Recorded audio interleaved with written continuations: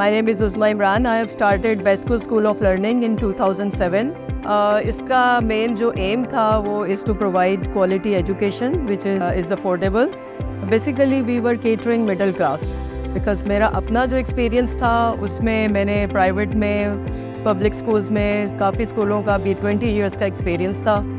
तो मुझे ये था कि ऐसा स्कूल खोला जाए जिसमें हम बैलेंस्ड किस्म की एजुकेशन दें, जिसमें हम इनको बच्चों को एक्टिविटी बेस्ड लर्निंग हो, इनकी पर्सनल ग्रूमिंग हो, स्पोकन स्किल्स हो, और साथ ही इनका फिज़िकल ट्रेनिंग हो और म्यूज़िक की तरफ भी हम इनको कराएं. उसके बाद हमारा था तजवीद भी हो, नाजरा भी हो.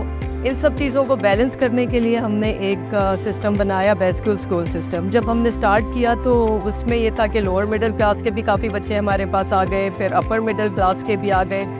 तो हमने एक स्ट्रॉन्ग सा सिस्टम, बिकॉज़ मेरा अपना जो एक्सपीरियंस था वो सिटी स्कूल का भी था, बीकन हाउस का भी था, आर्मी पब्लिक का भी था. तो मैंने मेरा ख्याल में कोई 10-12 डिफरेंट स्कूल्स में काम किया था और every school has is on system. तो मुझे ये था कि इन सब की अच्छी बातें लेके एक ऐसा सिस्टम लिया जाए. और सबसे इम्पॉर्टेंट चीज़ थी फ़ीस स्ट्रक्चर कम रखें, बिकॉज़ हमारे स्कूल बहुत अच्छे हैं, स्कूल सिस्टम्स हमारे बड़े अच्छे सक्सेसफुल हैं और अच्छी ग्रूमिंग कर रहे हैं बच्चों की, but they have very high fees structure.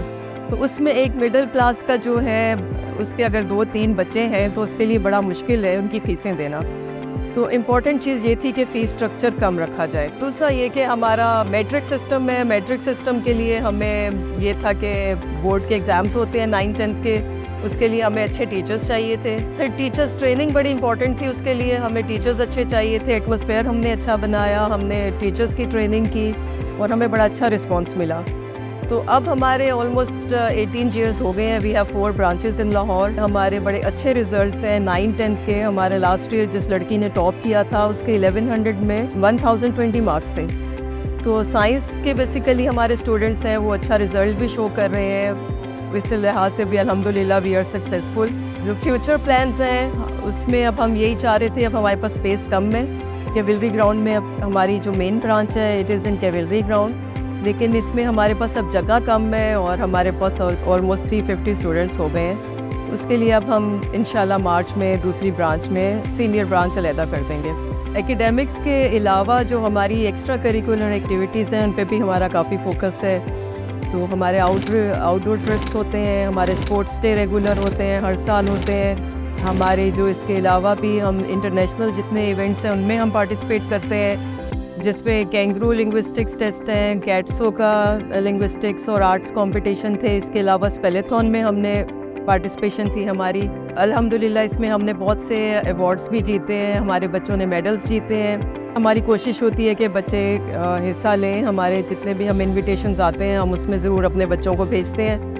तो बच्चों की ग्रूमिंग बेसिकली हमारा जो एम है, और वो इंटरनेशनल लेवल की हमारी स्टडीज़ हों जो कि अब पाकिस्तान में चल रही हैं, पूरी दुनिया के साथ compete कर सकें हमारे बच्चे. और हमारे बच्चे ऑनलाइन टेस्ट देते रहे हैं, ऑनलाइन इनके होते रहे हैं. दे आर वेरी कॉन्फिडेंट और माशाल्लाह उनकी स्किल्स भी अच्छी हैं, स्पोकन, रिटन और अपनी प्रेजेंटेशंस में भी वो बच्चे माशाल्लाह काफ़ी अच्छे हैं. जहाँ तक स्कूल की एनरोलमेंट का ताल्लुक़ है तो हमारे ऑलमोस्ट अब इस वक्त हमारे पास इस स्कूल में 350 की स्ट्रेंथ है.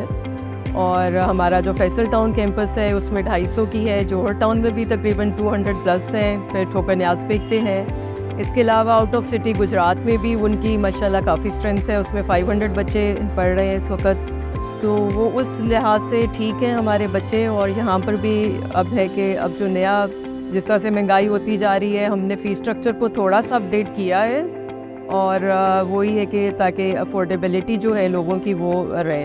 हमने एक चैरिटी का भी स्कूल स्टार्ट किया था, लेकिन ड्यूरिंग कोविड वो हमें बंद करना पड़ा क्योंकि उसमें बड़ा मुश्किल हो रहा था. एडॉप्टेबिलिटी का जहाँ तक ताल्लुक़ है तो कोविड के बाद से काफ़ी चेंजेस आई हैं. हमें ऑनलाइन क्लासेस लेने आ गई हैं, हम हाइब्रिड क्लासेस ले रहे थे. बच्चों के पास इंटरनेट जिनके पास था, तो जिनके पास नहीं था वो भी आए हैं इस पर. उन्होंने इंटरनेट के ऊपर उनको भी एक्सेस मिली है, वो भी ऑनलाइन अपनी लर्निंग करते रहे हैं और ऑनलाइन क्लासेस हमारी चलती थी.